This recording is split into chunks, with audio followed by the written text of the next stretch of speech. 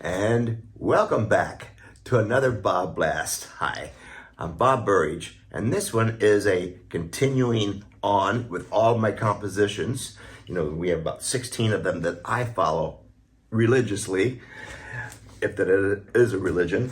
Anyway, the composition is the design, the structure of your painting. It's a big deal. It holds it all together. No matter how badly you painted it, if you have a strong structure, pretty much it's going to hold together. And today's composition will be 3 of them, 3 separate ones, real simple, but graphically really strong. For instance, how simple is this? Horizontal, really simple composition. You can do it realistically, you can do it abstract, but just know that everything's horizontally. And how about this one? Vertical. Pretty easy, huh? Vertical. Well, it doesn't always have to be like sticks, telephone poles. It could be shapes and that kind of thing, and darks and lights, that kind of a thing, as long as it's a pattern and it's obviously vertical, right? Well, here's one of my favorite one, and everyone's favorite subject, the crow. Diagonal. You can't help it by doing a crow diagonally, right? So it's fun to do real simple designs, but consider these 3 in your next composition. Let me show you how I work.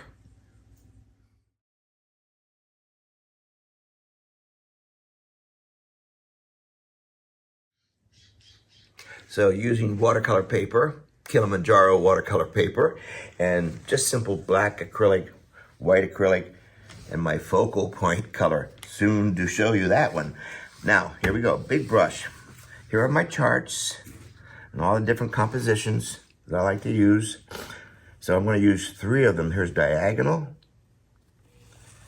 here's horizontal, and I bet that one's the vertical. All right, real simple. Starting off with just black and white this morning.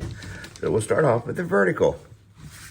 Now it doesn't have to be all obviously telephone poles. It can be shapes like that. It could be simple shapes like that. It could be all this stuff, all this stuff, all that stuff. As abstract as that is, it's still vertical.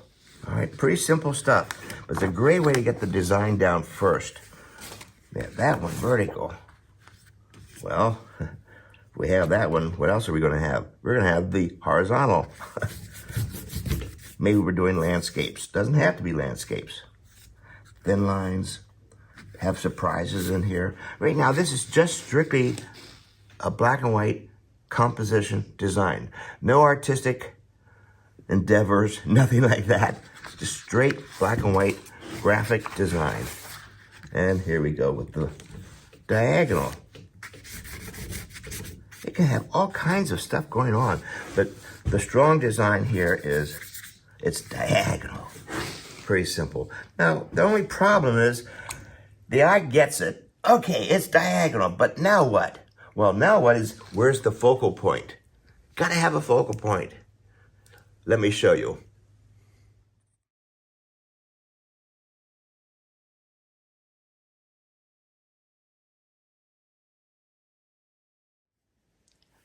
So no matter what the composition is, I still need to have a focal point. The reason why I'm doing the painting in the first place. Something that catches your eye, the focal point.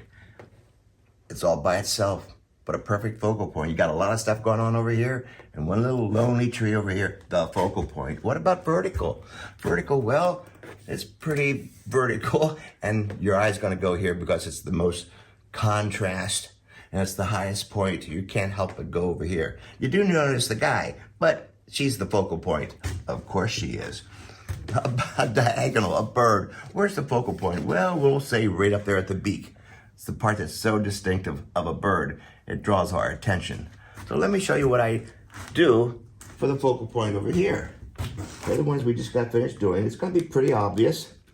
A place where the eye is going to eventually end up. So here is the horizontal, and I'm going to put a focal point in the horizon line, like maybe right there.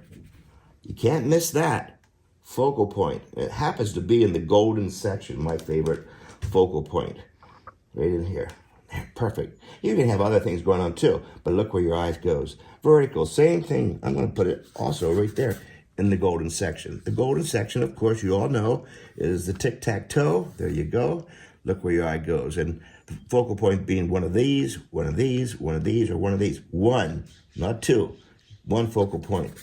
There you go. Good way of getting started. How about the diagonal? Well, it could be anywhere, but I'm still going to put it in the focal point, which is the golden section right in here.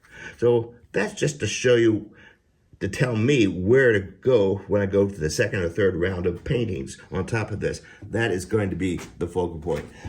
Not a bad abstract painting, by the way, at the beginning. So whether it's abstract or photorealism, think of the composition and a focal point. The rest is up to you. Have a great time and make sure you clean your brushes. See you on the next BobBlast.